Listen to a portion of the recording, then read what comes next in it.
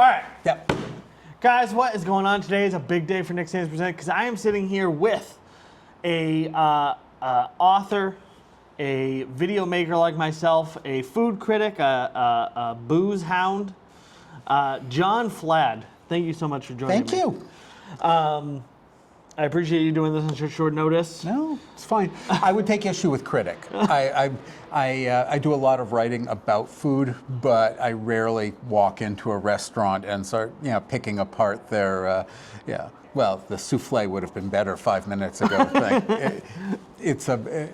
I do a lot of writing about the local food scene, though. I think one of the things I wanted to talk to you about today, and that we're just kind of jumping into, is that I think you do a really good job of mixing low brow and high brow in your writing. So like a lot of times you're pontificating with verbose language about corn dogs or fried dough, and I think it's very as someone who is white trash and also verbose, it's nice to see some appreciation for the culture, I have this memory, and there was a television show in the 70s called The Dukes of Hazzard, and there's just, it's about these I'm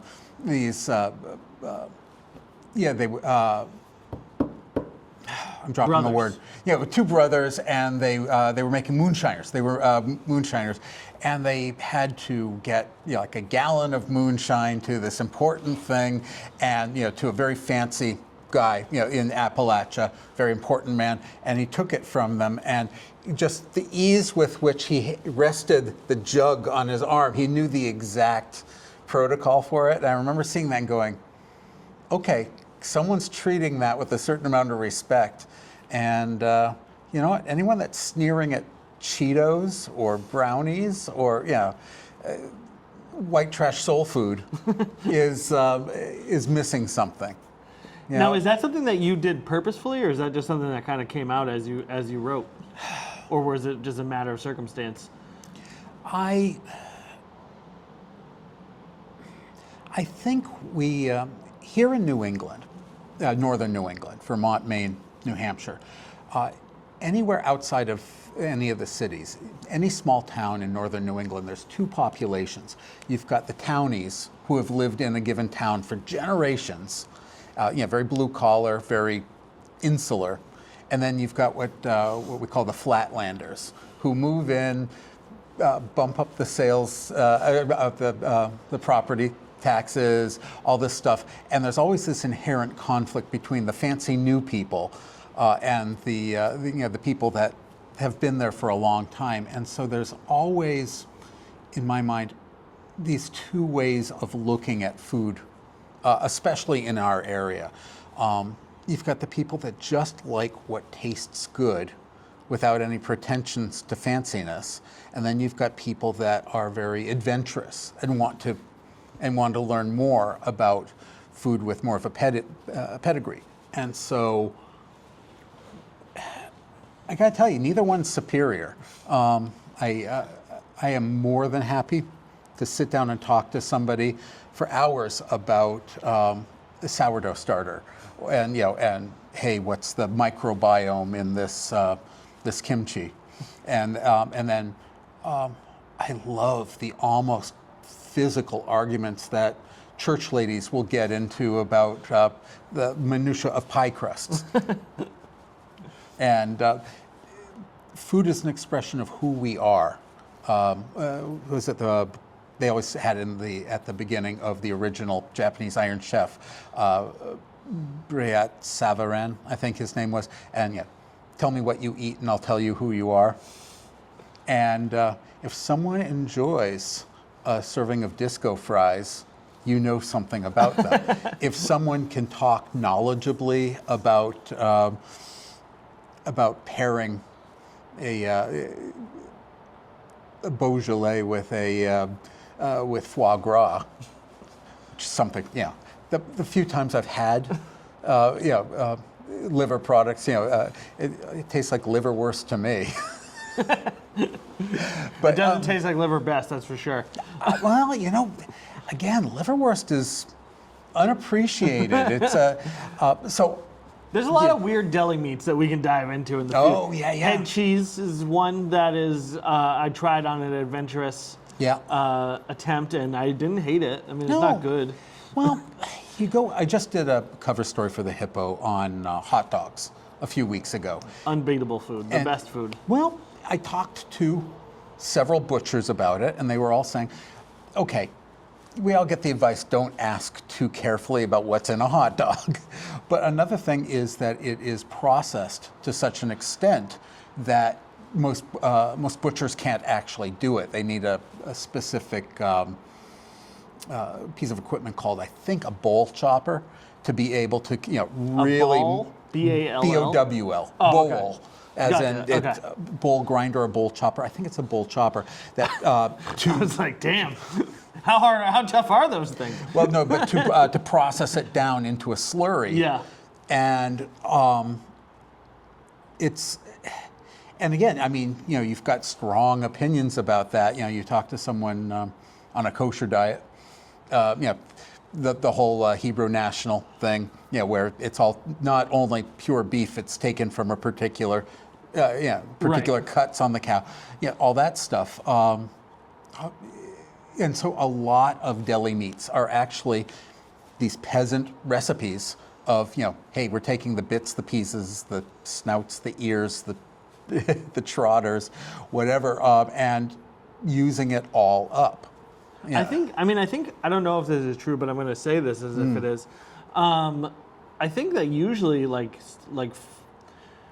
in all forms of culture, but it's in food as well, I would think that it generally things start with poor people, and then eventually they work their way up to the upper classes, and then they're not cool anymore. And then they look to the poor to try and find, because, in general, throughout history, wealthy people spend their time making money, not developing culture, not doing cool shit, and then they turn around and they pay poor people for the high-end culture of the time. I mean, a good example of that is muscle cars, which, when they first came out in the 60s, 70s, were dirt cheap.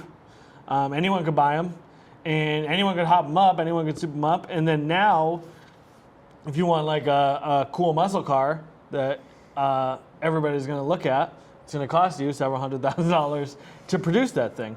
Or off-road trucks. Right. Yeah, the packages to upgrade your truck or your Jeep to be able. Poor people in a garage or in a field welding shit themselves, and then now you can buy a $300,000 package that you bolt onto your high-end vehicle that can do that same job. But yeah, it seems like that goes that way, right? Where the culture starts at the bottom and works its way up.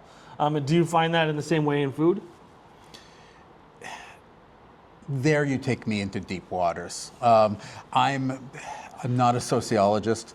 I am a historian. I taught history for many years. What I see is you've got your basic survival foods, your villager foods from Europe or Asia or Africa,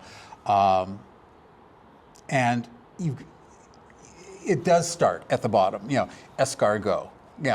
Snails is a bottom of the social ladder food when you think about, okay, who would be eating those? Starts with hunters and gatherers or peasants who are, okay, what can we eat right now that can get us through this next season? Right. That there's some protein. But I think what we're seeing, especially in today's multicultural global the global cultures that you see around the world, is that part of it is wealthy people with bored wealthy people with time and money to experiment, but you also see things like in our area of southern New Hampshire, you've got many more Spanish-speaking people. You've got many more people with Asian backgrounds or Middle Eastern backgrounds. And just in the last, I'd say 5 or 6 years, this has become a food destination, which 10 years ago, anyone would have laughed at you. Because we were known for what? Poutine? Right. Yeah. And northern New England, excluding seafood, and even then, it's peasant food. Right. Boil a lobster, do a clam bake, whatever. But all the foods that traditionally northern New England is known for, are things like baked beans that get brought in to the church dinners. You've got in this area poutine coming down from Quebec. China pie. I wrote a dissertation in grad school on that sounded like a cow giving it up. I'm actually. Oh. Yeah. All right. I don't want to interrupt you. No, but okay. This is actually so Chinese pie. Yes. Is in some, I guess some people call it shepherd's pie. Some people call it Chinese pie. Some people. Is it Chinese pie? I've heard a bunch of different stories, but from what I've found, there's no one that actually knows why it's called that. I am probably the only one that's ever done a scholarly search on it, and it was for a term paper for a particular class. I haven't published a dissertation on this. Yeah. But it is almost certainly a French-Canadian dish, pâté chinois, and obviously, for almost all of us, it's the same as shepherd's pie. We all grew up with ground beef, corn usually, and a layer of mashed potatoes, and then baked. And if our moms were fancy, they dot it with butter, and maybe sprinkle some herbs. My mom wasn't that fancy, but anywhere else, in England they would call it cottage pie, and shepherd's pie would be with lamb. But here it's your basic shepherd's pie, and I just want to point out there's someone blasting reggae from across the other side. Like I say, multicultural. There's a camp there. I can't remember. It must be Camp Foster. Yeah, they were just calling out, hey campers, come and do this. And now they're blasting reggae across the lake, which must just infuriate the people who live here. Yeah. So what I studied was I was teaching school at the time, and our lunch ladies would say, okay, we're serving China pie on Tuesday or whatever. And so the first day of this new course I was taking, I asked the professor, it was about culinary heritage. And I said, why do some of the locals call shepherd's pie China pie? And she said, do they? And all the other, I was the only male in the class, and all the women were like, yep, they do. And she's like, okay, that's your project for. And so what I did was I had some friends that were teaching like undergrad courses, and can you hand out these questionnaires for me? And basically, where do you come from in New Hampshire or New England? What's the town? And I described the dish. What did you call it growing up, and have you ever heard it described as something else? Right? And what's really interesting, all the places that called it China pie were all from towns located on rivers, mill towns. Right. And so, basically the name came from pâté chinois, which is French Canadian, Chinese pie, and there's all these theories, but it's one of these things you try looking it up in different places, and it all goes back to the same Wikipedia article. Yeah. But I did I got in touch with different historical societies and different people, and the theory is that it was French Canadians working on the railroads, and as I used to tell my students, one of Chinese immigrants would come in, and they had plenty of cultural baggage themselves, but one of the things that they didn't have was the idea of male and female work. So they were willing to do these jobs that that American men thought was beneath them. Right. Laundry, cooking, that sort of thing. Oh, that's interesting. I didn't realize that was why. Chinese laundry. Chinese laundry is. Yes. Goes back to California during the gold rush. And that was so what, they just didn't want women on the railroad with them? So.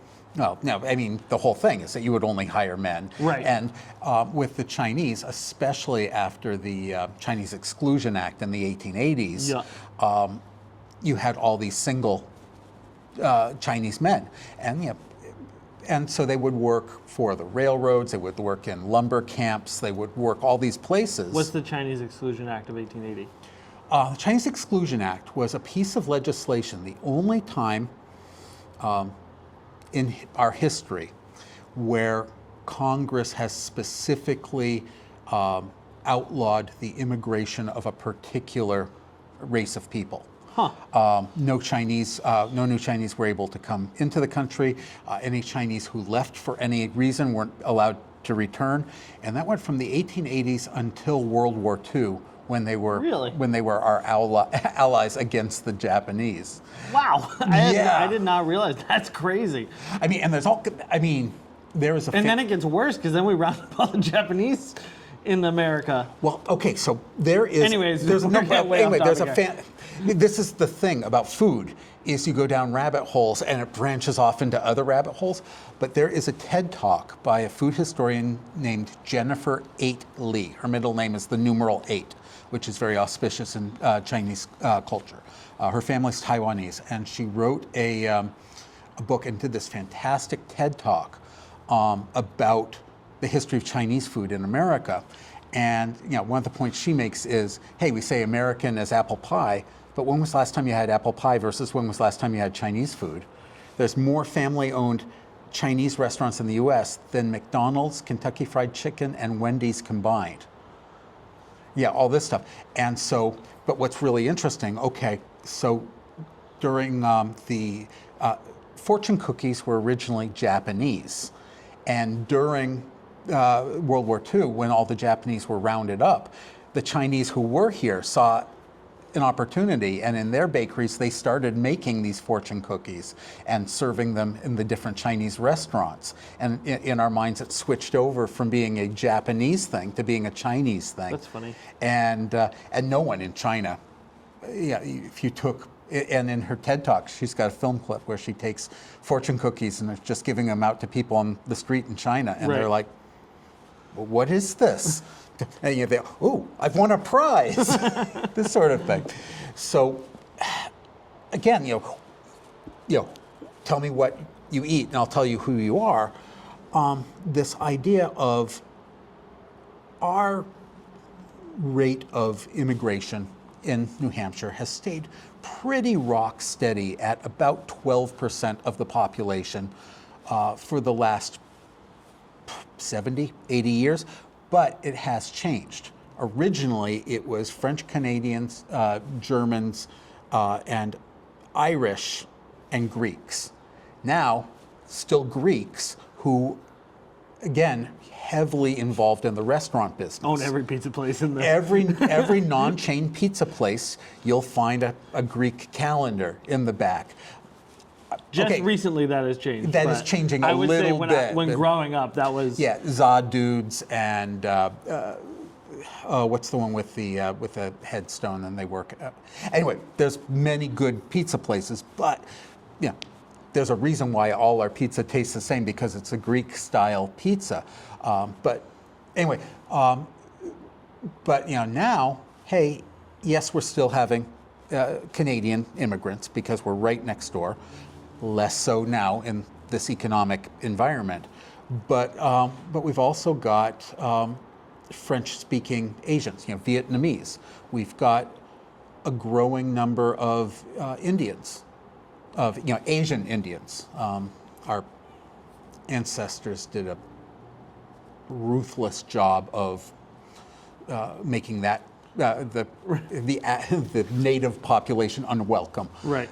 At least. So I'm sorry, I'm going off on so many tangents. I know, this is hard. It's hard to keep up because we started at Chinese pie and now we're here. Yeah.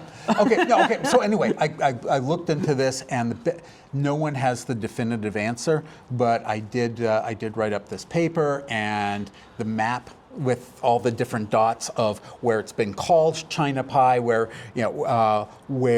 it hasn't, and it's almost all in mill towns on the rivers here. So it's almost certainly came down with with French Canadian workers coming down to work in the mills.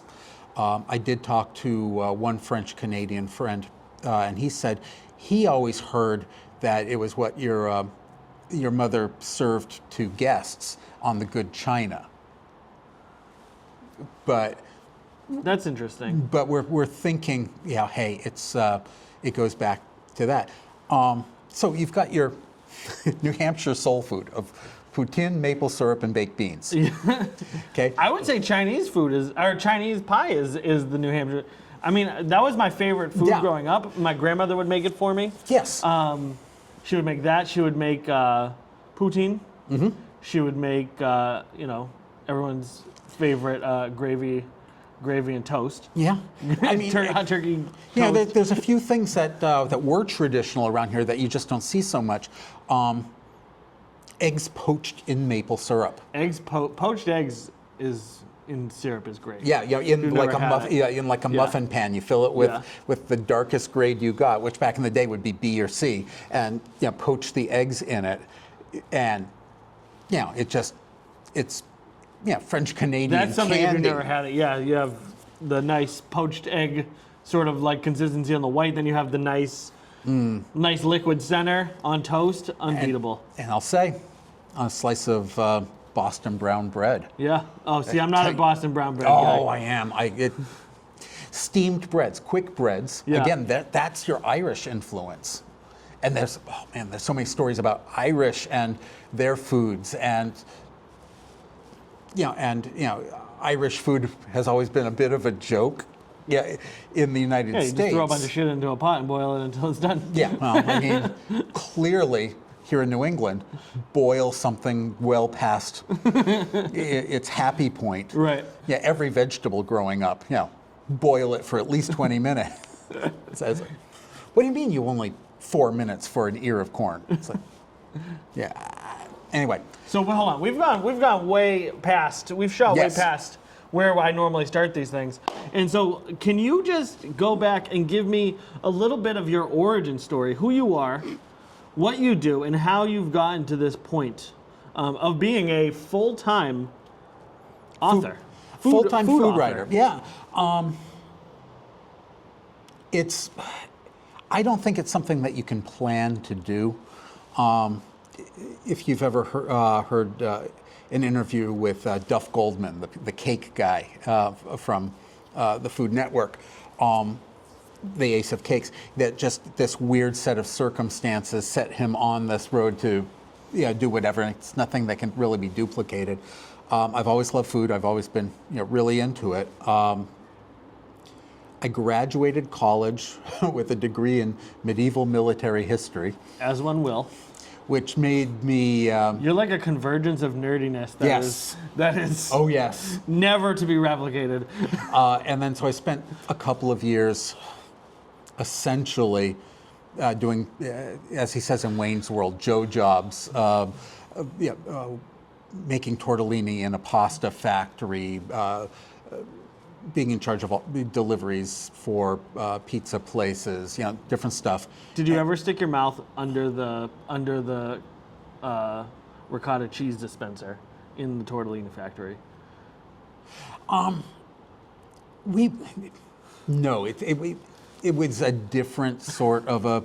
Anyway. I would leave a job like that, just leaking ricotta cheese out of every orifice of my body. No, we would basically get the filling from the women in the kitchen next door, and it would go into the hopper at the top of these Italian machines. Yeah. And we would be busy making these rolls of dough, which, anyway, that's going back to 1986.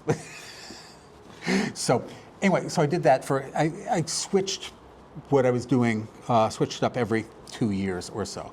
So I did that sort of thing for 2 years, and then for reasons that seemed good at the time, I joined the Army, and I was, as a private, and I was in the Army for a couple of years. And this was how old were you? This would have been mid-20s. And Were you writing all this time? No. No. But the college I went to, which no longer exists, put a huge emphasis on writing skills, literacy skills. Marlborough College in southern Vermont. Anyway, so I was in the Army for a couple of years. I decided, hey, there's too many people that need good teachers. So I went back to school to study for another 2 years to get certified to teach. Then I looked for a job for 2 years. At that time, there was just such a teacher surplus.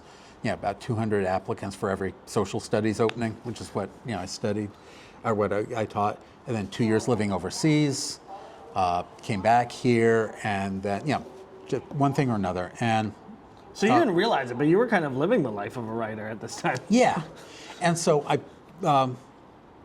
one of my very good friends, he and I ended up working at the same paper in Keene, and I was just picking up freelance articles and Well, when did you start writing? Because you say you're picking up freelance articles, but I came back and I was waiting tables, and then I was the assistant manager at a bagel shop in Keene, and while I was doing that, I really like writers. I like reporters. not many people can say that. Well, no, if you walk into a newsroom, everyone there will get your jokes. You know how you make references and people never get your references? In like a newsroom, whatever their background is, writers, reporters, they have such breadth of experience in the world that they get things, they put things together. And I like the writers, and I decided, hey, I'll write about some food or whatever. And I started, with like, hey, where are some great places in Keene in the Keene area to have a picnic? Where are the best, this or that. And anyway, one thing led to another, and a lot of my friend Jody Reese, who's now the publisher of the Hippo, after many. He decided that he really didn't want to write for somebody else's paper. And so he started, he and a couple of partners started the Hippo. And, so I was in there, when we first started in the early days, 2001 or so. And, so I would teach during the day, help with that at night. And eventually started writing. I did a lot of things. I did a lot of the food stuff, and I started writing a column, and just about living in New Hampshire, and won a couple of awards for that. And then I got married, had a small child, plus grad school, plus teaching, plus a commute. Those small kids will fuck everything up. Yeah. So it got to be just an occasional piece here and there. And then a couple of years ago, after I left teaching, I stepped back into it. And now I get to do, the paper has evolved to the point where we have 2 feature-length stories a week in the Hippo about food in some fashion, plus food listings, plus a couple of other things I do. And then maybe half the issues right now are about food. So the issue that comes out today is about pistachios, and so I was able to go and talk to a bunch of different people about pistachios, bakers, baristas. One of the owners of Fabrizia Limoncello down in Salem, they also do a pistachio liqueur. That's a cool job. It is, and so I get to talk to these people about. I am passionate about food nerdiness. And everyone, there's some people that I run into that don't like to talk about food, but they're few and far between. I mean, you get me the most dedicated keto endurance athlete. They are just as happy to talk food as well, food is one of the only things really that combines, every human has to do it. Yeah. To some extent. It's like you can talk to anybody in any part of the world about food in the same way you can talk to anybody in the world. It's like saying, hey, you know what's nice when you're tired? Sleeping. Right? It's like we all have to do it. You know what feels good after a long day of drinking too much water? Taking a piss. Yeah. It's like there's like 5 things that every single human being has to do, and eating is one of them. And it's just,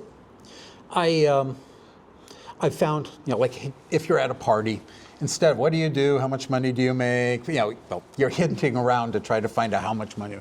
I find it much more interesting, hey, brownies, middle of the pan, edge of the pan, corner of the pan, and they will have a very well thought out defense. Always quarter of the pan. Me too.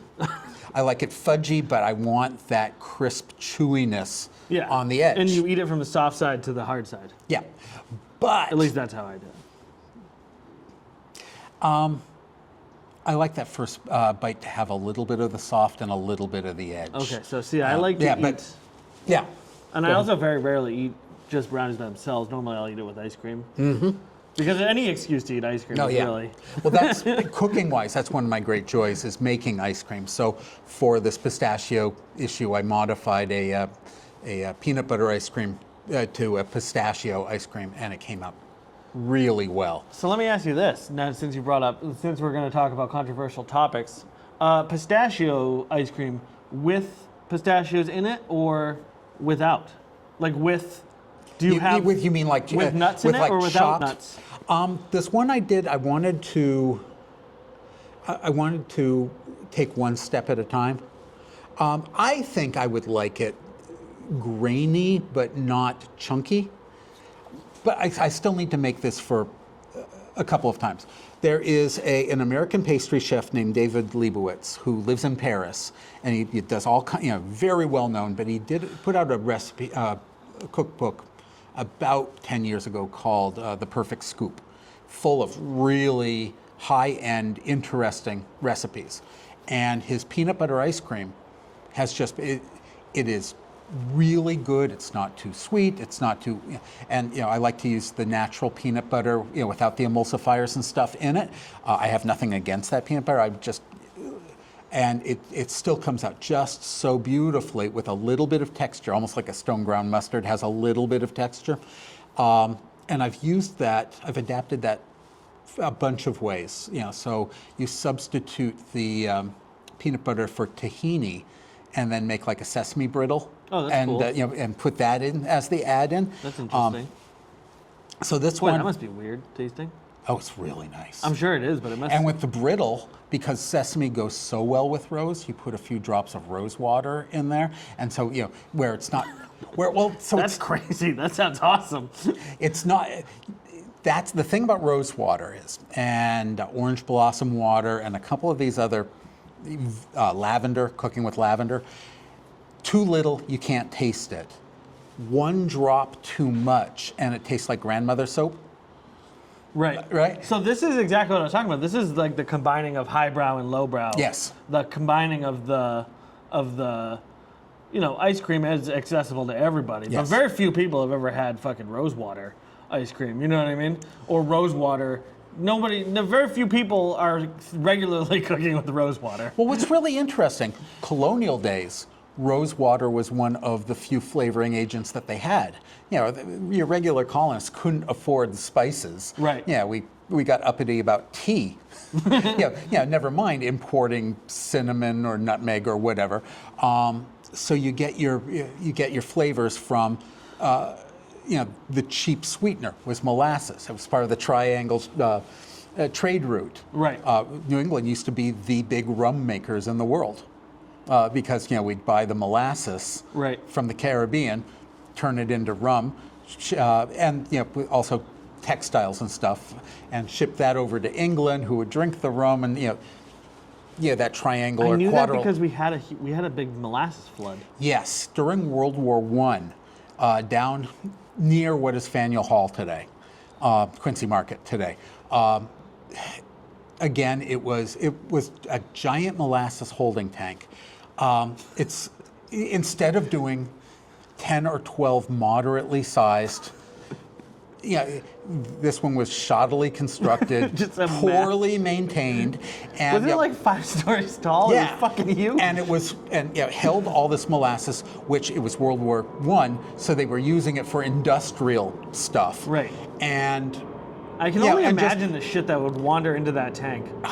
Must have just been disgusting. For industrial stuff, they would obviously have filtered it Maybe. ruthlessly. But anyway, This is before. This Yeah. is before the FDA. but of course, hot day.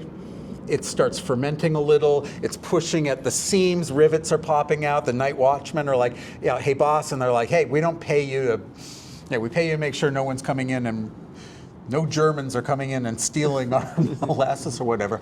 And finally, down near the North End in Boston, and people were actually pulled under by this wave of molasses. And apparently, up until the early 80s, you could still, on a hot day, get a little whiff of like taffy smell. There was my friend worked on a building that was in that, and he said that the wood still smelled like a little bit. A little bit, faintly. But okay, so anyway, the point being, the colonists couldn't afford fancy spices, but we can grow roses, and distilling rose water is not a problem at all. Right. And rose water today, you find it a lot in Mediterranean cooking, Persian cooking, a little bit in Indian food, but it's a byproduct of the perfume making industry. Yeah, so especially Turkey, they've got all. That's one of the things that they break down. Hey, we've got this extra thing, and let's sell it around the region. Here, especially in New England, down along the seaboard, you've got plantation women, housewives, whoever, growing roses, and it was not so much as cut flowers, although that's nice, but it was to make rose water, which was rose water like spearmint, spruce, some of these indigenous flavors, Right. And today, we're starting to get, I don't know, we lost track of it maybe around the Civil War. It was still used here and there, especially with like Black and indigenous families who, again, couldn't afford the fancy stuff, and you make do. But we're talking a lot of food history today. We are. But we were talking about. I was trying to talk about you as a magazine author, and here as a magazine writer, and here we are. Okay, so magazine writing. Well, we got to at least finish the story. Oh, okay. So, so once the U.S. went through, when we went through our kind of economic miracle after the Second World War, we started going for convenience foods, and the immigrants that we were talking to, we were not all that interested in their food at the time as a culture. I'm talking about white people, obviously, and when I say we as a whole have always been a really mixed bag and really dynamic in ways that we don't like to recognize sometimes. Eventually, we got sick of sticking ham in Jell-O, and we moved on, and we were like, what? Maybe we could learn something about barbecue. Yes. If you ever want to spend an afternoon just shaking your head, there's a website called the Gallery of Regrettable Food, and it's just an analysis of all the food illustrations in the cookbooks that like General Mills would put out and all this stuff in the 50s and 60s. And like you say, stuff put in Jell-O for no understandable reason. Just to sell Jell-O. My grandmother gave me a book of, it was 1950s barbecue, like outdoor foods, and it's just like the weirdest shit that you can do with a hot dog, just laid out bare in front of, what I mean? It's just like, I'm trying to even think of one. It's like a lot of spam meals, a lot of like olive, spam and olive. But this is the interesting thing. Okay, spam. We all sneer at spam. You go to Hawaii, South Pacific, they have elevated that, again, through World War II and stuff, but they loved spam. Hey, here's pork that we don't have to work so hard for. And, spam sashimi. I'm a big fan of spam, but with olives and whipped cream cheese, it was a very strange time in American food at that time, is all I'm saying. I do love spam. I'm a vegetarian for the last 30 years, so I admire some of these things. I mean, for the last few months, I've been talking to a lot of butchers about different things. And I think if I were still eating meat, I would be really interested in tongue right now. It's one of these cheap meats that you find in different cuisines.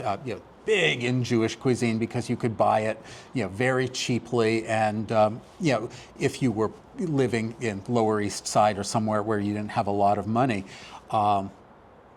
We've got a fantastic slaughterhouse here in Manchester, LeMay and Sons, and I'll bet if you went to them and said, "Hey, could you set aside and prepare some tongue for me, skin it and get it ready to cook?" Right. Because it's got a weird texture. It does. Excuse me. Any muscle that gets worked in the animal a lot is going to be tougher. So you get things like brisket, which is the butt of, well, it's not the butt. Sorry. Brisket comes from the belly, chest area, kind of the pecs of the cow, which is why, like, the old boxers say, "Oh, I got punched into the brisket." But it's a very tough piece of meat, which is why New England grandmothers and Jewish grandmothers would make pot roast out of it, cook it low and slow, and break down all that collagen in there till it gets unctuous and really delicious. And that goes real well with kosher dietary laws. There should not be one drop of blood. Right. So you're cooking and cooking. But the last 10 years or so with competitive barbecue, especially out of Texas, brisket is now not affordable for your average person. So brisket is nicely marbled, but I wonder if, and tongue is not, but I wonder if you larded it, cut slits and put in slices of bacon as you smoked it. I think it would, but. I don't think tongue is traditionally cooked slow like that, is it? Well, it has to be cooked low and slow, like a pastrami or a corned beef. I mean, it does have to go low and slow. It's usually cooked wet, again, like a corned beef or a pastrami. But I would have to play around with it and talk to some people that were playing around with it. I think it's got potential to be poor man's brisket. No, new shishi person's plaything for a season. Right. This week's cover about pistachios, it's all about Dubai chocolate. Yeah. And Dubai chocolate, another year or two, people will get less excited about it. I mean, it's delicious, but it's not revolutionary. Right. See, I didn't think it was that. I mean, it's good, but it didn't seem. I mean, I had pistachio chocolate before it was called Dubai chocolate, so I didn't really see what the explosion was about. Well, with the Dubai chocolate, you're using a premium dark chocolate, and pistachio paste, and tahini, and shredded phyllo dough. I think it's called kafila or kalip. I'm sorry, my Greek is not great. After working in all those pizza places, I can swear like an Athens cab driver, but I don't know all the terms. But anyway, what was explained to me, which is actually kind of interesting, is, okay, you get the bitterness. It's nutty, but you get the bitterness from the tahini that plays off the chocolate. Right. And then you've got the pistachio paste, which is very runny.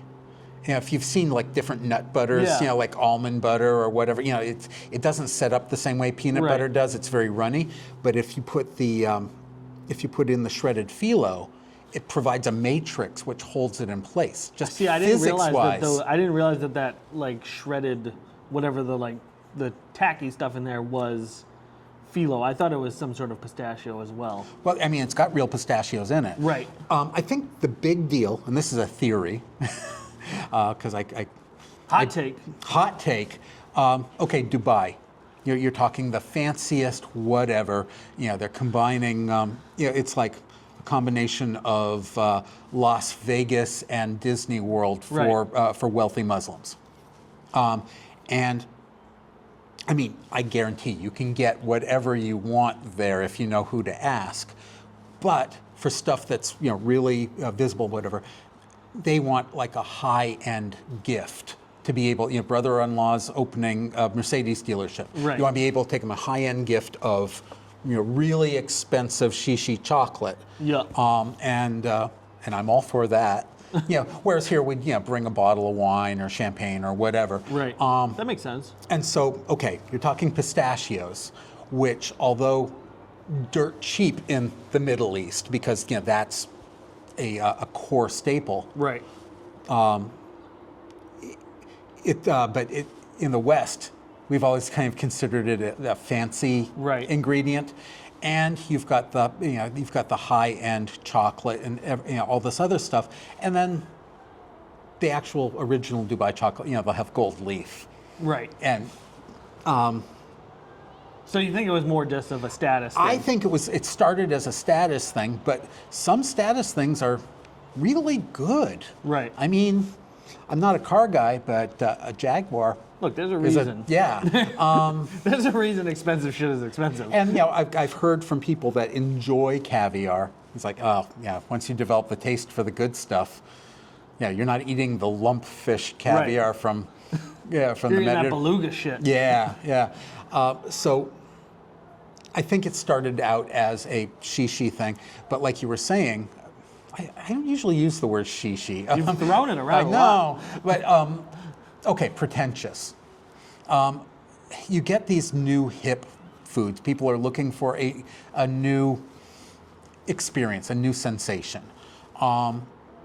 So I do think they'll adopt peasant food, whether it's Takis or Cheese Whiz or whatever that is. But I think I could see barbecue just used to be fat uncles in the backyard that took it seriously with each other. But then once competitive barbecue got started, now you've got all kinds of teams that are doing interesting things with it. Well, correct me if I'm wrong. Barbecue started as like black soul food, right? Okay, this is where you're going to get different stories from different communities. We think the word comes from barbacoa, from the Caribbean. The tribes, the Taino-speaking tribes that lived in the Caribbean had a way of cooking their meat over greenwood fires. So it got very smoky. And the whole thing about smoky food isn't that we love the smoke, although we've grown to. It's that flies hate it. It's a way of preserving food to keep insects away. But then you've got your, you've got that tragic first third of our history in North America, where you've got enslaved people that are given the worst cuts of the animal. There's that phrase, high on the hog. Back in the day, they were given pork belly and trotters and things, and now again, pork belly has become. I had some pork belly the other very. Day. It's just so fucking good. It's unbelievable. It's a great cut of meat because it's got that beautiful marbling of the fat and the lean. The texture of pork belly, like the melting fat flavor or like texture, is the best texture in food, and it's so fucking good. Talk to a halal butcher about lamb bacon. Where the same cut, the same what would be pork belly on a hog, apparently. And I heard once about a Michelin, not Michelin, a guy won a James Beard Award at a food court for coming up with lamb tongue ceviche. I'm sure that's amazing. Can you imagine? Lamb tongue? Well, it's cooked, but it's cooked chemically instead of with heat. The acid it gets you the same place. It's more than anything else. It's sort of a pickled lamb tongue, but with must be like aromatics. But quickly too, not like not pickled over. Like pickling takes a long time. Well, I mean, depends on. again, watch any of the cooking competition shows. Well, I just decided to do a quick pickle on such and such, and that's true. it can be done. Yeah. That's a whole other. There's a few of these very passionate food specialty You hobbies. seem very passionate about food. Oh, I'm very passionate about food. I haven't gotten to the point of a lot of cheese making. I'll make my own paneer. Of course not. Neither have I. But I'll make. Who has the time? Well, I'll make. You can't make a quick cheese. I don't think. Yes, you can actually. Oh, really? For Indian food, paneer, the Indian cheese. Yeah. Bring a gallon of whole milk to a boil. Pour in a quarter to a third cup of vinegar. Stir it. Take it off the heat. As it starts turning green and getting lumpy, you strain all that whey out, and you're left with all these white lumps. I put it in a strainer. Put a weight on to help drain it, and an hour or two later, I've got fresh cheese, which paneer, which is very dairy tasting. I had an idea called White Trash Iron Chef, where you would take just garbage food and try to make it into something. I feel like you would do well at it. Just a thought. Yeah. Maybe we can revisit that at another day. I'm all for this stuff. My only problem with competition cooking shows, and I love them. I love any competition show where people are nice to each other. This wasn't going to be a competition. Yeah. This is just, I was just using the yeah. Iron Chef as like a name. But yes, but the idea of you have to do it fast. Yeah. They say, there's a saying, you can have it fast, you can have it cheaper, you can have it good. Pick any two of those. Right. But you can't have all three at once. And I think it's the same for anything. Yeah. My goal was more just to be like, what can we do with a Twinkie that hasn't been done before, It was sort of my concept. I was just talking to a guy yesterday about deep frying Twinkies, and it's one of these things where you get 3 different textures to the Twinkie, because it's batter fried. Yeah. And so you kind of get that crispy batter, and then you've got the pillowy pound cake, and on the inside you've got whatever the cream with a K is. Right. And again, it's a surprisingly sophisticated taste. Yes, you could snarfle a box of those down while listening to reggae music, which I have. Yeah, but you could also, hey, let's have one and just really take it apart. Right. When I taught, I used to have my students, we would do these tastings where I'd bring in food that they'd never heard of before, much less had. And okay, so let's taste it. Don't tell me whether you like it or not. Just tell me, what does it taste like? What flavors are you getting? And then at the end, scale from 1 to 10, tell me how much you like it, and we'll rate them. But let's concentrate on the tasting. And they got really sophisticated palates very quickly. Talking about the texture, talking about, okay, it's salty, right, Mr. Fladd? Yes. Is it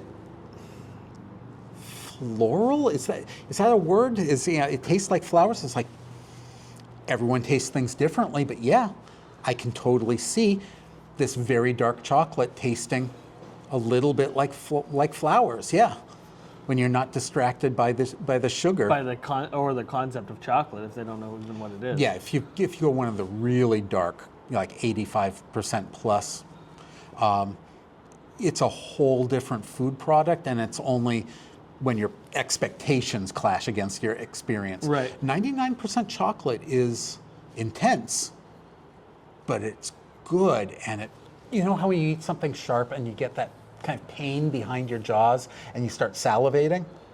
That's what 99% chocolate does. And I'm sorry, again, I took 3 detours off of detours. That's all right. I don't even remember what the first detour was. We've gone very deep now into food. Food and food history, and I do want to shift gears back to writing. Yes. Because the thing that interests me the most about you, and I do love the way that you love food, and I could talk about food all day, But the thing that interests me the most about you is that you're sort of like from my perspective, you're almost like you're the last man standing on what was at one time some of the greatest writers that have ever come out of the world were magazine writers, including basically anyone that any normal person can think of. Edgar Allan Poe was a magazine writer. Ernest Hemingway was a magazine writer. Thomas Wolfe was a Mark Twain. Mark Twain was a left this magazine writer. big thing about what he thought the great flavors of America were, and Nick Offerman and someone else did a podcast where they said, okay, we're obviously not going to be able to taste all of these, and he had access to things like corn-fattened raccoon, which is just very Mark Twain. well, and yeah, very American. And the oysters that they were getting off of Long Island, they're coming back That's now. cool. Wait, what is this? This is what is it? Mark Twain, I forget whether it was an essay or a letter, but he said, here are if I was going to make up a banquet of the greatest American foods. And I seem to remember it was either a podcast or an audiobook where Nick Offerman That's cool. narrated it and said, okay, well, here are like 5 or 6 of the things that we went to chefs that are working, formally trained chefs, but they're working in Appalachia or on the Mississippi River or whatever, and have tried to learn how to use native ingredients. That's really cool. And so anyway, if there is a collection, and it's a fantastic audiobook that's maybe 35 hours long, of like the first 50 years of food writing for the New Yorker, and there's this guy talking about spending a week with Yul Gibbons, who was the Okay, hold on. Yeah. We're getting too far down. So tell me. So I guess I just want to talk about what is it like being an author and the end. From most people's perspective, the end of this long chain of events, of great authors who have come out of it. Okay. And I'm not gassing you up or saying you're a great author, and I'm not expecting you to tell me how great of an author you are. Okay. So at this point, I'm you could call me the food editor, the features editor, whatever, at the Hippo, but I'm responsible for all the food content, 95% of the food content. And so that means in a given week, I might be talking about one of our many Greek food festivals in the area, during the summer. I could be talking about, hey, here's a new bakery that opened up. I could be doing a profile on a chef or a baker, or since I was interviewing all these fair cooks, vendors, I did a profile with a woman her family business is apple crisp at the different fairs. And I'm sure I've had it. Yeah, I'll bet you have. I just noticed it. Just be very careful. There's a piece of glass sticking up at this table. Okay. Sorry, I just don't want you to get someone caught. at this table has to be sharp. Yeah. I mean, it only took me 60 minutes to notice it. Yeah, so. I'm sorry. So I do that. That's my day job. I'm happy to do that. But I'm also at the point in life where I'm also doing other projects. I am the cocktail columnist for The Heavy Table, which is a food magazine, online food magazine in Minneapolis. My editor there he gave me for a couple of years free rein. I could write about whatever I wanted as long as it ended in cocktail recipes somehow. And because it's online, there was no word length limit. So I could do a few hundred words on Plantation Rum just changed their name to Plantaray. I think after being told forcefully, plantation is not a good name if you're going to be selling to places with the legacy of slavery. Right. Yeah. But anyway, so I could do a few hundred words on that, but I also did 3,000 words on the 1973 Sears Roebuck catalog, the Christmas wish book that came out in August when I was a kid. Yep. And so just looking through there and, this, and let's design a drink around it. And hey, does anyone that's not really old remember this? And it was What was the drink? It would have to be something that you could pair with cigarettes. I don't pair it with cigarettes, but for instance, because when we were kids, right to the back, which was the toys. And if you hadn't gotten one of the toys by mid-September, you hadn't been whining hard enough. Right. But now looking at like adult clothes with an adult eye, and there was something called hostess wear, and these women would be wearing caftans. And I could just imagine. What's a caftan? A caftan's like a loose dress, loose unbelted dress that's theoretically informal, but Like a sundress, kind of. I think you're going to have to look it up. Okay, all right. But I could just imagine men of my father's generation showing up, going down into the sunken living room with shag carpeting, hitting her up for a little kiss, the hostess, and handing her flowers. For the hostess with the mostess. And just and some of these you're looking, wow, our parents were having more interesting social lives than we gave them credit for in the early 70s. Yes. And so a lot has come out to this point that you could definitely say. yeah. My grandparents, your parents. Yes, exactly. My dad just died at the age of 87, and my mother is 88. But so they would have been in their 30s with the cigarettes and the At the height of swinging. at the. With their cigarettes. I don't want to know. I just don't want to know. Okay, so anyway, my editor in Minnesota gave me free rein on what to write about. He was so generous editorially. And then after a while, he was like, okay, you know what? This isn't driving traffic the way that we wanted it to. And we switched it. So now once a month, I write a cocktail column where I'm trying a new bottle of something that I've never had before, and then talk about it, maybe put a little story there of some sort, and then put a recipe for how to, what to do with it. And then I do some freelance stuff on the side, but my big project right now is my YouTube channel, which I. You can go ahead. The mics will be fine. Okay, sorry. When my wife and I first got together, I was living on Pine Street downtown, and it was right underneath the flight path, and I got used to, we just stop talking, 30 seconds later, go back to it. So my big project right now is my YouTube channel. Essentially, I want to eventually publish a cocktail book with one of my weird little short stories followed by a recipe. A cocktail recipe, and because I know, social media is a necessity for making the connections to this sort of thing, but I didn't want to be another, just voice talking about opinions. We've got them, we hear them all the time, but I decided, hey, I would really like to do me reading one of my weird short stories, followed by how to make a cocktail inspired by it. And I don't know, I've got about a dozen episodes out now. I drop them every other week on a Tuesday. And for instance, I met a 6-year-old girl who said, well, what's your job? And I said, I write stories. And she told me I had to write a story about a flying camel. And so I actually wrote a kid's story and then followed that up by making a mocktail, that's kind of princess pink that she would like. And, this most recent one that I dropped this morning is about a woman flirting with an elephant at a cocktail party. I hope it's not too personal, but your tusks are magnificent.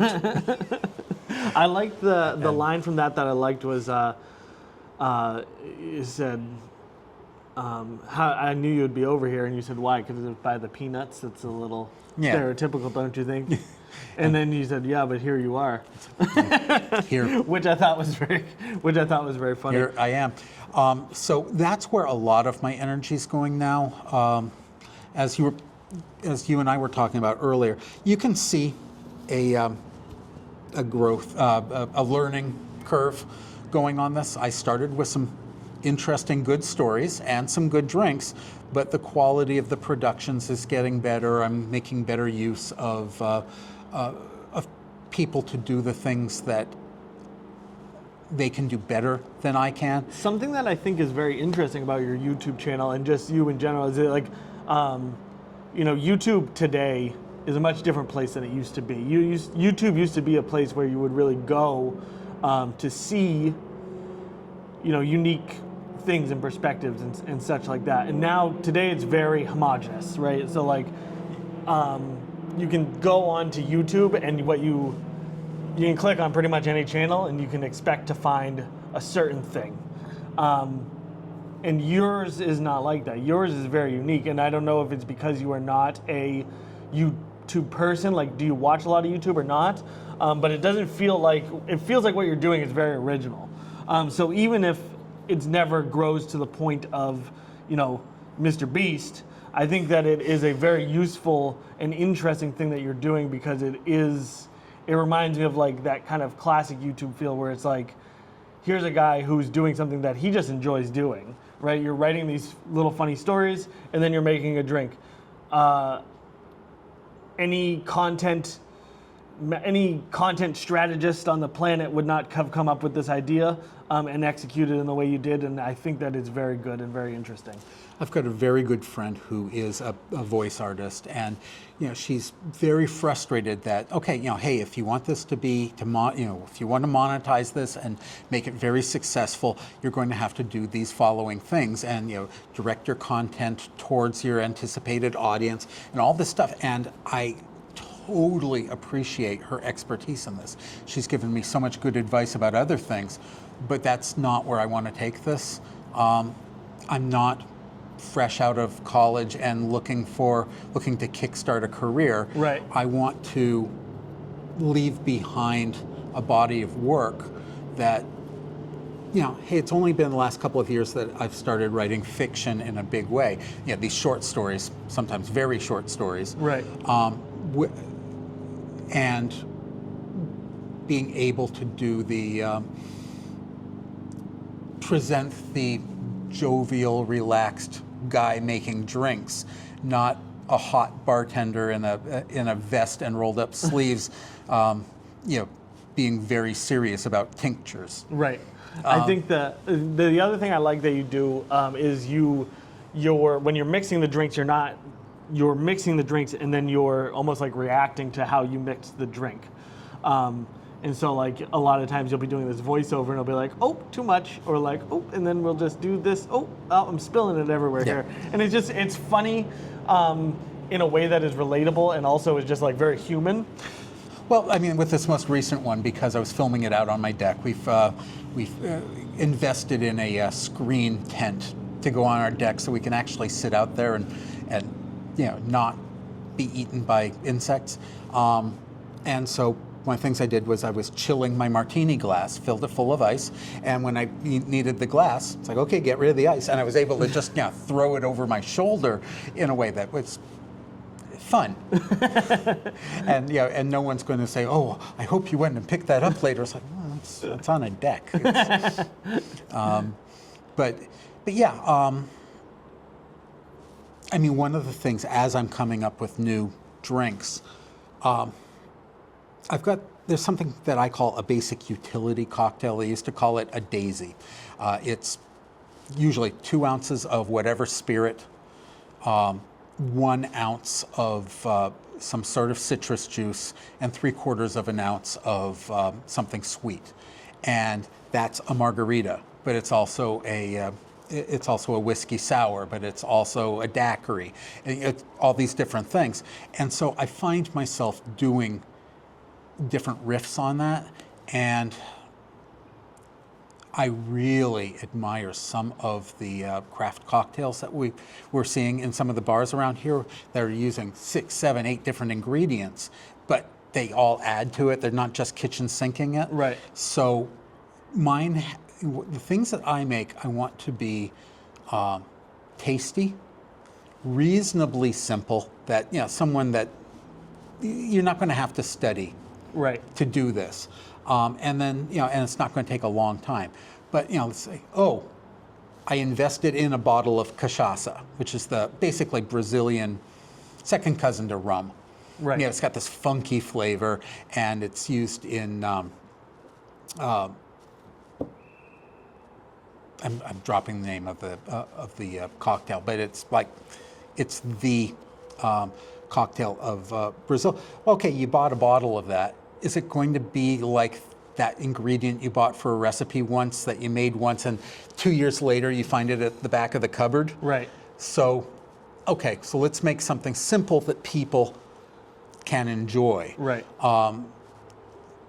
There's the Dead Rabbit in New York put out this amazing cocktail book about 5 years ago. That was the name of the gang in Gangs of New York. It is. And the bar is named after it, and it's down in the same area, the 5 Points of New York. And the bar's called Dead Rabbit. And on one side, That meant something. I read the book Gangs of New York, which is not like the movie at all. But the Dead Rabbit meant something. It's a slang for something. Yes, but also, if you woke up, went outside, and found a dead rabbit on your doorstep, you also knew that you had pissed off the wrong game. Somebody and should probably visit your cousin in New Jersey for a little while.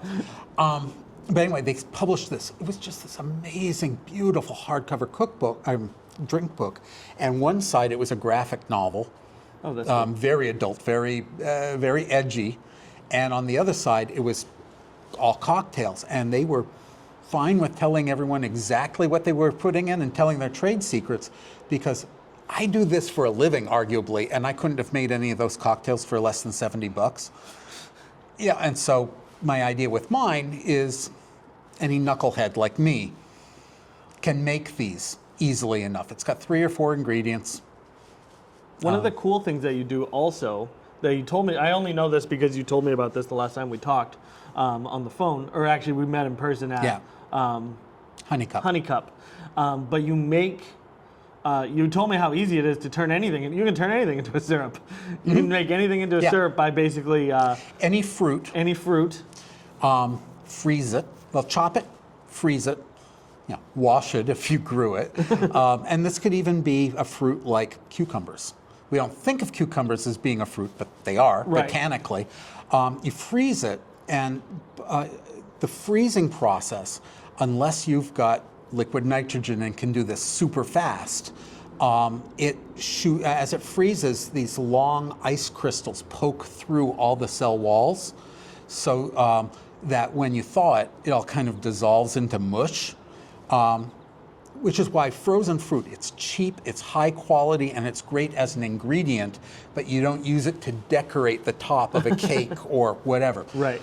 So frozen fruit in a saucepan with an equal amount by weight of white sugar. That's it. You cook it over low heat. Nothing's going to happen for a little while, and you're going to get just chunks of fruit just covered with sandy sugar, and you're like, okay, I know I've got to add water to this, but if you're just patient, as soon as the first berries or chunks of rhubarb or whatever give up their water, suddenly the sugar melts, and that conducts the heat better, and suddenly the whole thing just dissolves into this syrup. I bring it to a boil because then you're sure that all the sugar has gone into solution. But then take it off, set it on the counter. This is if you ended up with granite countertops or marble countertops, that's fantastic, because just set it aside and do other things. Sometimes you might want a squeeze of lemon juice in there to just kick it up with acid, but yeah, pour it through a strainer, and you've got this beautiful syrup for cocktails or waffles or whatever. And whatever you're left with, depending on what the original fruit was, you've got this amazing compote. I've got a friend that he and his wife are both vegan, and they wait eagerly for me to take them a takeout container full of rhubarb compote because it's got that zingy acidity, but it's got the beautiful color, and it's sour, and it's sweet, and it's all this stuff. berries, like strawberries, raspberries, blackberries. Yeah, it makes, you've got a fruit compote there. Now, with berries, like a raspberry or a blackberry, they are so seedy. They are so much seedier than you think they are. So by the time you've worked everything out through the strainer, you're left with just, okay, that goes in the compost pile.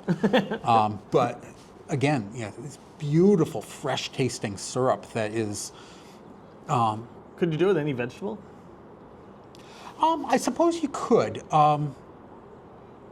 I would absolutely do it with maybe a Vidalia onion.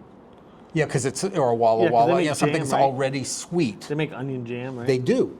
And an onion But like syrup. you could do it with peppers, I bet. For like hot sauce. Oh, no, you absolutely can. I'm just thinking what you would do with that syrup that you made afterwards. Sure, you could do something. I mean, you fucking make brittle out of tahini and whatever. I'm sure you could figure something out to do with it. Pepper syrup would probably be good on like the rim of something, right? No, it absolutely would. For rimming a glass with something For spicy. rimming. Not that kind of rimming, you perverts. It's these phrases that come up, and I'm sure people giggled at first with them, and then it just, you're saying it all the time, so any bartender will talk about rimming a glass, and it's like, yeah, okay. I can't help it. Yeah. I'm not a bartender. But no, You're the only person I've ever known who referred to rimming a glass, so as far as I know. okay. At the beginning of every month, Copper Door announces, in Salem and Bedford, announces a martini cupcake pairing. Oh, that sounds good. It is. It's usually like $14 for the cocktail and maybe $10 for the, that's off the top of my head, Right. for the cupcake, but they're along a similar theme. And the martini glass will almost always be rimmed with something. Right. Maybe they dunk it in syrup or melted white chocolate and then in cookie crumbs. You might do like a s'mores martini. Right. By the way, we'll get back to that in a second. But for rimming a glass with something spicy, after you've squeezed your lime or your lemon or whatever, just rub it around the rim and then tagine on a plate. That acidic, spicy powder. Yeah. And that is... For like a what? I don't drink, so I would just think of like tomato, like the Bloody Mary. that would be probably. fantastic for a Bloody Mary. Yeah. But the thing is, by the way, all this stuff can also be mocktails. Yeah. That's syrup. Hello.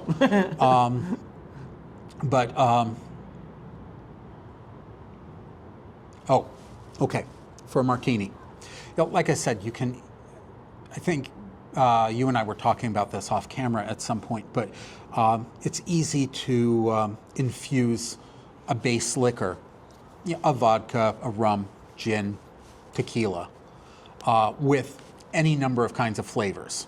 Right now I've got some fresh peaches soaking in a jar of rum. Our peach tree is going crazy. But if you take cocoa nibs and put them in vodka, and leave them for a week or so, shaking a couple of times a day, you get chocolate infused vodka, and then it turns out, you know what? You can also infuse vodka with graham crackers, and you can make a s'mores martini, and instead of an olive, it would be a tiny toasted mini marshmallow. That's cool. And I can fuck with that. yeah, I was talking to the bar manager at the Birch before it closed down, and Marissa.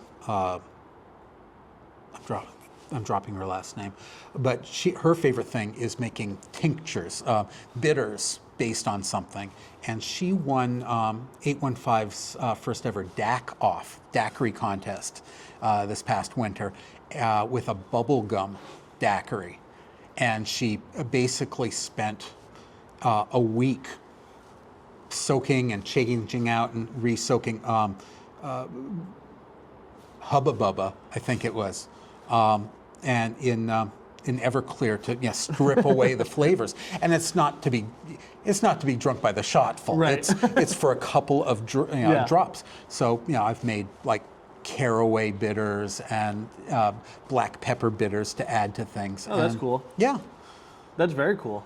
So you do a lot of experimenting with food too. You don't just write about it.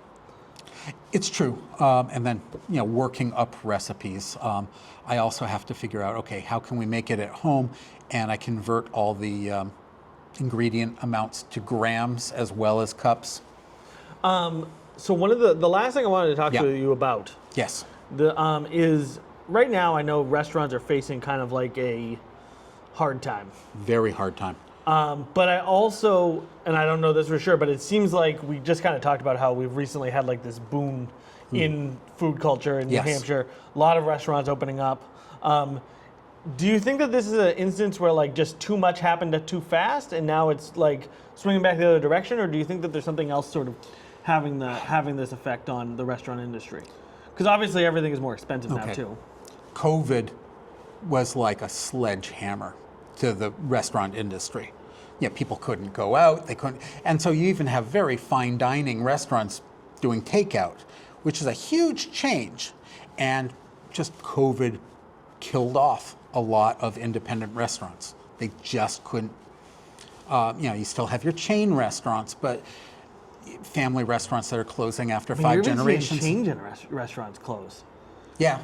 No, absolutely. Because even didn't Longhorn or TGI Fridays are both closed now over on next to the mall. Yeah. Like who the fuck would have foresaw that? Yeah. So that culled the herd, Darwinian thing. So people want interesting, tasty, good food that they're not going to have to take out a mortgage for. Right. And so that provides an opportunity for independent entrepreneurs. And so I've talked to many people that have started their business, people that were in the restaurant business or catering or whatever and knew what they were doing and didn't go in with a dream and a smile. Right. Everyone says they want to open a restaurant, but they're seeing themselves walking through the dining room and Chef White's glad handing people. They don't see them cleaning a grease trap. Right. So you had these, a wave of new restaurant owners. Yep. And some of those have done very well. But owning a restaurant, there's so many expenses that a customer, a guest, just never sees. The huge amount of your gross income that goes to paying off credit card companies. We're going to charge you 5% for the privilege of accepting our credit card. Right. Which is why you'll go to some small family places and they'll say, hey, if you're paying with card, we got to add like a 5% service charge or whatever. You've got the political climate right now where it's more difficult for me to interview small Spanish-speaking restaurant owners or other first-generation American restaurants because they're scared. You've got, it's reached the point where you have to pay your staff a living wage. It used to be just the kitchen staff got paid not exorbitantly, but they got paid enough to make rent. And then the front of the house, the bartenders, the waiters, the hostesses, they would make that up in tips. But also very few people, the young people that were waiting tables were doing that professionally. Right. It's at the point right now where our economy has changed so much that you have to be able to make a living wage at these jobs that used to be able to just pick up, hey, I'll bartend a few weekends a month and whatever. And so you've got these expenses that are just, and now because of import tariffs and other things, it's starting to work its way through. But pistachios, for instance, get hit with the tariffs and supply and demand. Pistachio paste, imported pistachio paste has tripled in price over the last year. Wow. Yeah, so if you were going to set up your Dubai chocolate Right. Now you thing, can't. well, You can, but you got got to to triple the charge amount. somebody $30 for a candy bar, and there's some demand for that. Right. But hey, if you're just doing really good French fry tacos Right. or whatever, this is why you're seeing more food trucks and pop-up restaurants, because you just can't, the economics of it. One of the state's best chefs, Chris Viode of Greenleaf, a James Beard nominee, 2 times James Beard nominee, a competitor on Top Chef, highest recommendations that you're going to get, just had to close down his white tablecloth place, Greenleaf in Milford, because it's just not financially possible. And this is an established chef with an international reputation. Right. And it's like, we can't, this is why you see we've got so many microbreweries right now. Right. And all of them have to find other ways of paying the rent as well as people coming in and buying their beer. Right. We got to have trivia nights. We got to bring people in for this or that, or open mic nights and this and that, and find other things to do, because it's always been a brutal industry. 60% of all restaurants, and this is traditionally, not in the current environment, but 60% of all restaurants close within the first 3 years. And I would say probably something like 40% in the first year. And you've got to just have this string of amazingly good luck. And now someone comes in and felt like they weren't appreciated enough as a customer, so they go online and they social media starts slamming a place, or start rumors that there are rats, or whatever. What do you expect for a Salvadoran restaurant? Of course there's rats there, or whatever. And next thing you know, this family that's been working 100-hour weeks, I don't know. It's very clear where I am on the customer versus food producer, food production thing. But I have a rule myself that you never give a bad review. Yeah. Because there's enough places to go to that deserve your business. And also it's subjective. I mean, I may not like a certain whatever, but that doesn't mean other people aren't going to. It's not like I will give my opinion. Yeah. But I would never go down and just. I'm only mentioning them because they're a chain. I'm not crazy about Applebee's. Oh, I would definitely shit on a chain. Okay. You go into an Applebee's and you eat whatever they've got, and you can tell, hey, this tastes exactly how they wanted it to taste. Right. It's it's not to my taste, but hey, but who the heck cares about a review for them? Whereas, hey, we're putting out Costa Rican pupusas, Right. and we could really use some people to come in and try it and find out that they love it. Right. In the area, here are some recommendations because someone was asking today for recommendations. Nashua, you could do a lot worse than local street eats. Really imaginative menu. Vegetarian friendly, but not a vegetarian restaurant. Right. An amazing bar manager with really creative new cocktails that they change out quarterly. Here in Manchester, if you want to go for something that's Formica table type of thing, the Halal Spot I was on actually South just going to Willow. recommend them. They are they're right next to La Coretta and across the street from Olive Garden.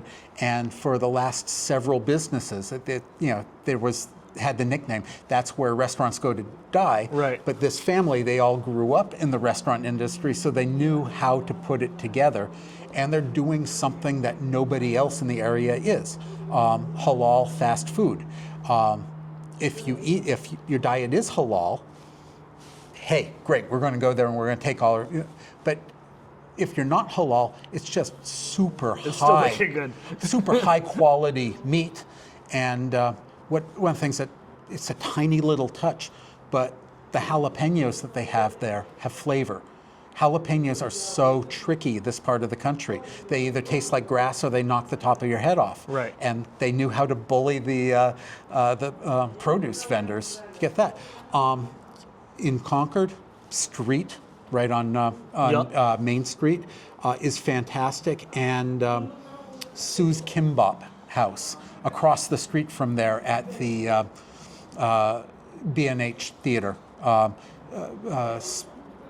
Susan Chung is the Capitol Center's culinary artist in residence for this year. And basically they have a program where they help someone start a restaurant, give them an industrial kitchen, give them a bunch of catering gigs, all this stuff, so they can get that's cool. So they can get on their feet. Yeah. And the first one that they had, she was Somali, and she's got a Somali food truck. That's And awesome. now Korean street food, and they haven't announced who their next one is, but it's generally someone from the immigrant community that has a really valuable contribution to make to the community. Yeah. And that you don't have to go for looking for investor money That's awesome. to do it. So. Hard to beat. All right, so we are Anyway. actually, I just noticed we're at 90 minutes right now. Yeah, I'm sorry about No, that. that's okay. I love it. I could talk to you for hours. You're a very great You did. conversationalist. You just did. I could talk to you for several more. But I just wanted to say, Yeah. where can people find you? Okay. Every week in the Hippo, I do all the food stories, and like I say, at least for right now, about half of the cover stories. It'll ease up a little bit in the fall, and then around the holidays, again, it's going to be food heavy. Heavytable.com. They have a library of some of my old stories. It's focused largely on the Twin Cities in Minneapolis, but for instance, they do a deep dive on the Minnesota State Fair, which is sort of a bellwether for other fair food around the country. Yep. And then, as I say, from time to time I do freelance stuff, but the place to look for me right now is my YouTube channel. It's called Funny You Should Ask, but look YouTube stories and drinks at YouTube. And I drop new episodes every other Tuesday. And as I say, the stories have been good all along, and the production quality is rising to a point where the stories are all between 7 and 12 minutes. And so, Yeah, I think fun. it's a great channel. It's a fun channel. I think you're an excellent writer. You're really excellent storyteller in general, and so I appreciate that. As a fellow creative who sort of invented his own job like you did, I can appreciate the struggle. And most importantly, I appreciate you coming on today and talking with me. anytime. And guys, go follow him. Go check him out. Trust me, you will not be disappointed. And make sure you go out and support the local food culture, because many of you don't remember the dark times of the 90s, but I do. And it wasn't great unless you like 47 Chinese restaurants, and that's about it. So, All making the same thing because the customers would only order Exactly. the same things. But Hang On anyway. was the best. All right, and with that, we will let you go. Have a great night, guys. Mwah. Okay. Yeah, check out the Jennifer 8 Lee TED Talk. Yeah, well, it's that's about awesome. half an hour or so. I used to use it as